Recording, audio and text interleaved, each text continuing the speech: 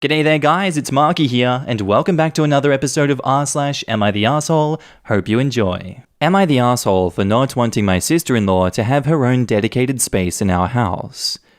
So my wife and I got married 2 years ago, and have known each other for around 5.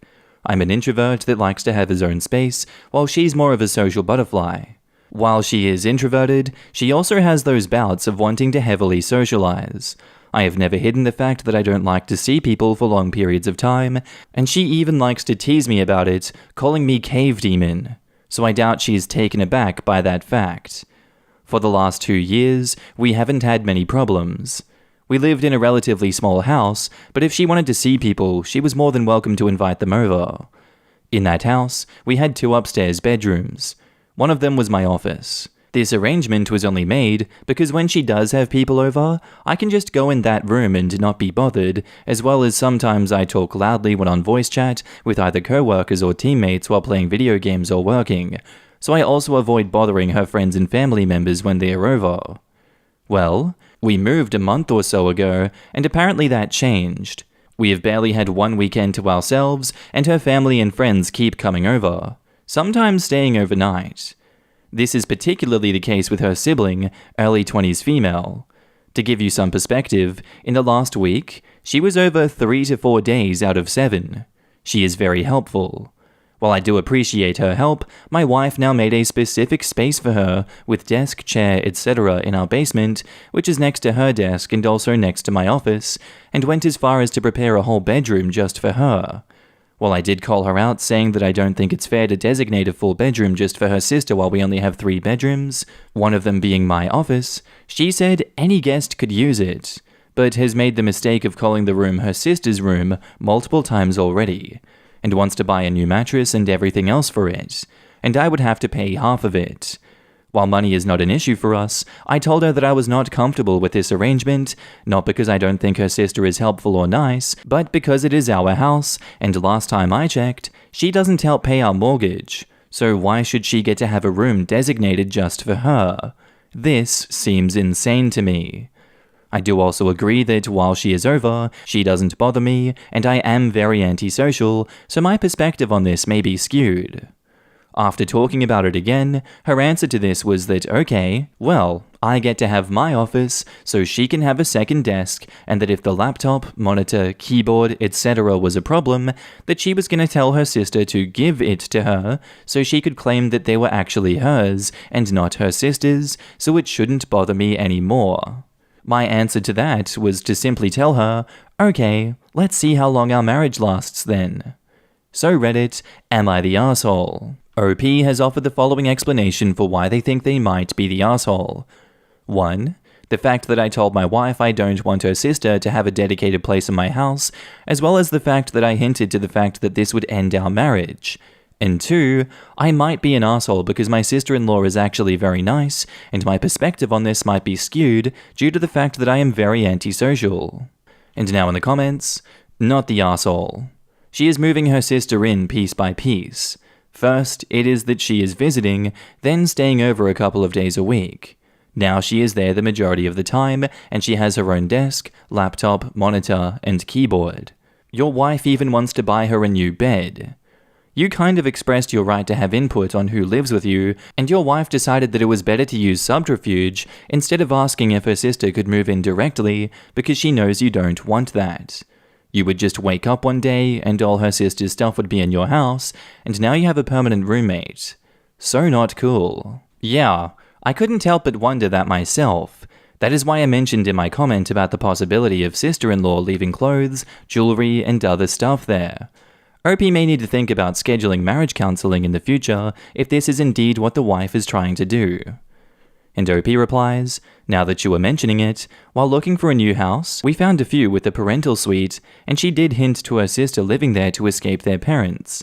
I did say at the time that I was okay with her coming over for a few times a week, but I don't think she would actually try to pull this. We are usually pretty open and talk about that type of stuff. Maybe I need to ask my wife a few questions about if this is what she is thinking of doing. Not the arsehole for being alarmed at the duration, frequency, and nature of your sister-in-law's visits. More than the total hours? What stuck out to me was her desk and computer setup living at your house. That is a bit excessive. But you sound conflicted about this. You go out of your way to say that she doesn't bother you when she's there, and yeah, if this is just you getting pissed about how the square footage of your home is allocated, then you could be the asshole. I think you really need to get your thoughts in order about what you're objecting to. If you sound this conflicted when you talk to your wife, she's going to be as confused as you seem to be. Telling your wife you don't want your sister-in-law to move in is completely reasonable. Telling her you want your guest room to see other people is a bit petty. I don't agree. If that guest room is reserved only for his sister-in-law, then she is basically moving in, especially if she spends 4 out of the 7 days of the week there already. I think he is not the asshole at all. It's his wife that is being sneaky and trying to portray moving her sister in as buying furniture for a guest room. Info. You mentioned in a comment that your wife mentioned her sister possibly moving in to escape her parents. Why does your sister-in-law need to escape her parents? Is it an abuse situation? And OP replies, no, they are just overbearing. The kind of parents that wants the whole family to always spend time together from the moment they're awake until they go to sleep at night. But they are paying 100% of her education, so she can't really tell them to back off, I'm guessing. She is also very reserved as a person and tends to avoid confrontation. I guess it is just easier to avoid confrontation by using spending time with my sister as an excuse. Other than that, they are fine. And now, on to the update. First, I'd like to thank everyone for their support and messages that reassured me that I was not crazy here. It greatly helped me get my thoughts straight and give a consistent message to my wife about how I felt about this. So after having another discussion about this with my wife, she explained to me that the desk was not to be used only by her sister. Since she likes gaming with her, as well as her friends, it was for anyone really that came over to game with her to be next to her while they played. That seemed more in line with what we had discussed previously, so I agreed that that seemed just fine to me. We came to a compromise where we would buy a desk that would have wheels so we could move it in the spare bedroom whenever it was not in use, and she promised me her sister would not leave her computer and other peripherals at our house since it was to be used by anyone. After voicing my concerns specifically with the consistency and duration of her sister's visits, she now lets me know beforehand and asks if I'm okay with her staying over. The consistency of her visits also seems to have diminished in the last few weeks, which is also great for me. She's also recognized the amount of stress calling the spare bedroom her sister's room gave me, and is now careful to only call it the spare bedroom, and she agreed with me that we would never have anyone, including her sister, live with us permanently. Other than if we have kids, of course, which greatly reassured me that we were on the same page here. I've also shown her my post, and she laughed at how bad I was at recalling how it actually went down. Everything went back to normal other than that. Sorry that this update isn't as juicy as some people would have hoped. And now in the comments, I love it when talking wins the day. I'm glad you were able to get this sorted, OP. It's amazing what communication does for couples. But if everyone does it, where would we get our rage bait? But on a serious note, talk to each other, people. It's amazing when you find out doing that works. Glad to hear you've had a positive resolution to the issue, but, quote, I have also shown her my post and she laughed at how bad I was at recalling how it actually went down. I stumbled a bit over this sentence, I have to admit. Did your wife tell you how you remembered a fight that you had wrongly? In the sense of calling your own memories in doubt and telling you things went differently than you thought they did. And does she do that regularly? And OP replies, what I meant was something along the lines of telling me, funny how you don't remember to tell them how you did this or that, which would paint a much more fair picture, you ass, in a jokingly way. She was not trying to invalidate anything, it was simply banter while she was reading the post I made. Our next post is titled, Would I be the asshole if I didn't go support my brother, even though he's done the same for me countless times? I, 20, non-binary, have a brother, 15 male, and a sister, 17 female, who is currently in high school. They go to the same high school that I went to. When I was there, I was heavily involved in theatre. I did a lot of acting. The teachers knew me very well and liked me a lot, and I worked hard in my time there, so left a good impression after I had gone. My brother this year decided to try it out, and he got casted in their show, which I am so proud of him. However, I don't know if I can see it. After I graduated, my sister and I went through some pretty traumatic events that were the fault of some of our friends from high school. Without disclosing too much, it ended up with them spreading a lot of horrible lies about us, and bad things came out of it. We now can no longer frequent certain areas of our hometown in fears of running into them. It's been 2 years, and it's still pretty hard. The issue is, some of these people are in the theatre with my brother. He doesn't affiliate with them obviously, but they are still there. My sister sees them occasionally at school, and they have treated her poorly and made her uncomfortable. I'm not sure if I emotionally will be able to handle going to see my brother's show at the high school, knowing I full well will see some of those people and run into my teachers. Even though the events had nothing to do with school, any thoughts of seeing people from that era of my life makes me feel sick, like I have tied them to that bad time. I've gone to college and met new people, which is why I say they are from that older era of our lives. I feel awful.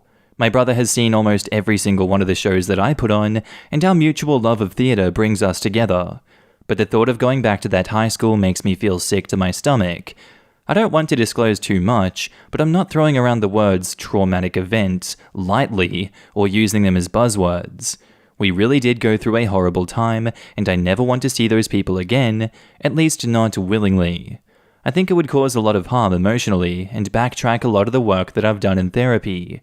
I know my mum would support me in not wanting to see the show, but I still feel like I'm letting my brother down. I think he would say that he'd understand, but secretly be disappointed. Would I be the arsehole if I don't go see his show? And now in the comments, not the arsehole. Why not have your mum record it and do a home premiere? You can buy him flowers and watch it together, or do a backyard movie night.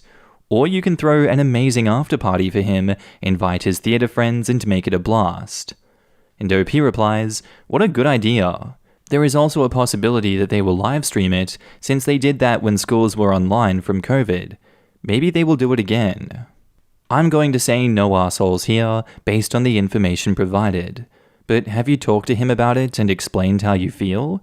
He might understand if you just have this conversation with him.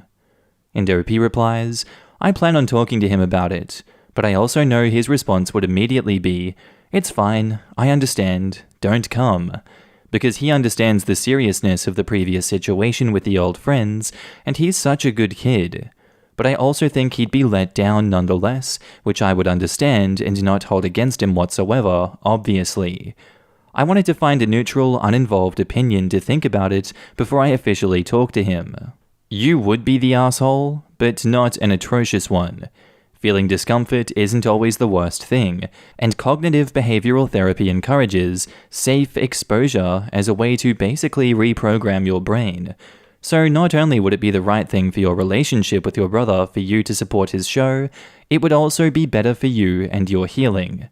Going to this show, being surrounded by old friends and teachers, and focusing on your brother and your shared passions will be an amazing way for you to take power away from the bad people and for you to reclaim bits of your hometown. I would also recommend having some breathing techniques down, which I'm sure you do with your theatre background, and something that you have designated as a talisman, like a ring or necklace or scarf that you can physically touch to ground yourself if you feel like you are getting distressed. And now, on to the update. Thanks to those who replied to me. I gave it some thought and ended up not speaking to my brother about my doubts of going to his show, gritted my teeth and went to support. My mum was with me and upon my request, stayed by my side the entire night. We showed up right when the show started to avoid the pre-show milling about to speak to others and then left right away at the end. Like a few had said in the previous comments, it was more empowering to face an environment that previously brought me fear. I saw, from a distance, an individual that I'd been afraid to encounter, and they ended up going out of my way to avoid me, so those of you who said so were right. I ended up being the bigger person and the least afraid when going, and showing that those people had no control over me. I'm glad I was there to support my brother. And now in the comments, that's great. I'm sure your brother is thrilled, and if he is aware of what went down, probably even proud of you. I didn't see the original post when you first posted it, but after going back and reading it, even I'm proud of you. I'm glad you didn't let a group of bullies rob you of supporting your brother. Also, funny to see that those idiots are afraid of you. Hope that that was as satisfying for you as it was for me to read. The one concern I have, make sure those idiots don't mess with your brother. You don't have to get personally involved, as when it comes to confronting trauma, taking it one step at a time is absolutely critical to not falling down and beginning back at square one. However, you sound like an amazing older brother, and I definitely think you will be able to help him if he is ever in need in your own way. I am very proud of you for attending. You were the bigger person, and I'm sure your brother appreciated it. Don't let anyone ever scare you away from doing something that you want to do. And our next post is titled, Am I the arsehole for telling my husband to stop putting lesbians on a pedestal? I'm a lesbian myself, and my friend always wishes she was dating a woman. She has a boyfriend herself. She keeps on talking about how a relationship with women will be perfect. No BS about dealing with men, and it's a bit annoying, but I would just gently say that it was not always perfect. She would nod and then keep saying how dating a woman would be better than dating men. An influencer we both follow broke up with her girlfriend, and she kept saying how she couldn't understand how the relationship failed. It is a bit bizarre, and I was already irritated. I snapped at her and said that sapphic women can also be horrendous partners, and just because they liked women didn't mean all the problems of relationships disappeared, and it was outright reckless to believe that lesbian relationships couldn't turn toxic. I don't know why this pisses me off, but it does. My friend isn't talking to me, and my best friend thinks that I went too hard on her and should have just been gentle with her and just pointed it out. And now in the comments, not the arsehole. Some straight women are weirdly obsessed with wanting to be gay, or acting like gay relationships are some perfect living with your bestie fantasy. You told her the truth. Good for you. Yeah, some straight women have this thing of, I'm just gonna start dating women from now on, like it's the sole vol choice. I can't stand it. OP, you are not the arsehole. I think it's very telling that your friend doesn't want to listen to your opinion and lived experience as a lesbian when she discusses lesbianism. Also to add, because a lot of people are saying that she may be lesbian or bi, I don't think she is. I think she's just blindly idealizing lesbian relationships because it's a weird thing that some straight women tend to do. Not the arsehole. The reason this is pissing you off is that she is basically saying that you do not have to work as hard in your relationships as she does. Also, I would imagine it's annoying since assumptions are being made and a boundary is being crossed. The only difference between this and the assumptions that come from homophobia are that instead of bad assumptions, they are good. It doesn't change the fact they are still false assumptions. Honestly, it feels like she's almost fetishizing lesbian relationships, building it up as a fantasy world instead of a normal relationship between two normal people. Not the arsehole. And your friend is committing what some call soft bigotry. Prejudice that sounds complimentary, but is really condescending. It also minimizes all the homophobia and hatred that gay people have to suffer by suggesting that lesbians are just straight people who flippantly decide guys are lame. You made several attempts to make this clear to her, and she continued to treat a part of your personhood as a quirky hat that you like to wear. In my honest opinion, your big mistake was being too soft about it earlier. It means that your frustrations were building up inside you, and your friend was oblivious to the damage that she caused. She may never realize that she is prejudiced against lesbians, but that's what is happening here. She isn't putting them on a pedestal, she's looking down on them as not real relationships. And OP replies, Thank you. You have articulated what I felt, but I couldn't exactly put to words. And now, on to the update. The thread was helpful. The commenters helped me articulate my issues with her notion that sapphic relationships are perfect. I wrote her a long email about why it was invalidating, and she responded by apologizing, coming out and telling me that she had a crush on me. It was a very long email. We talked about it, and she admitted that she's not ready to be in a relationship right now. I told her I liked her, but I was also hesitant to start a relationship when it had only been 2 months since she broke up with someone. The strange thing is that we have continued to exchange emails every other day. She writes a lot, and I write a lot. It is cute, and I have been able to understand her on a deeper level. I really look forward to getting her mails. We have met once since. It was a bit awkward at first, but we soon got over that. I'm not gonna jinx it, but I think in a month or two we will probably be dating. Side note, it really bothered me why she was hiding that she had broke up with her ex. It seems her ex is still living on his parents' money, and he was on thin ice with them. His parents loved my friend, and he begged her to keep it low-key for a few months so that he can make up with his parents before he tells them. And now in the comments, this was the wholesome update that I needed to see this morning. I think you were both being wise to take things slowly given the circumstances, but I'll keep my fingers crossed that it all works out for you. I'm glad you guys were able to talk it out and she was able to be honest with you. Like others have said though, I would definitely not plan on dating her anytime soon if I were you. She's only been broken up for a couple of months and is still publicly with her boyfriend. It's a situation that can very easily turn into you being her dirty little secret, if that makes sense. Don't start dating until her breakup with her boyfriend is official. This sounds like a red flag to me. Yeah, it honestly sounds like the friend isn't 100% set on coming out yet, which is fine, but definitely wouldn't lead to a healthy relationship with OP. Yeah, my thoughts exactly. This isn't the kind of meet-cute story that gives me warm, fuzzy feelings. Anyway guys, that's where I end the story for today. I do hope you enjoyed it. If you do, smack like on the video. If you don't, smack like on the video just because. With that said, I hope you have a good day, and I'll see you in the next one. Bye.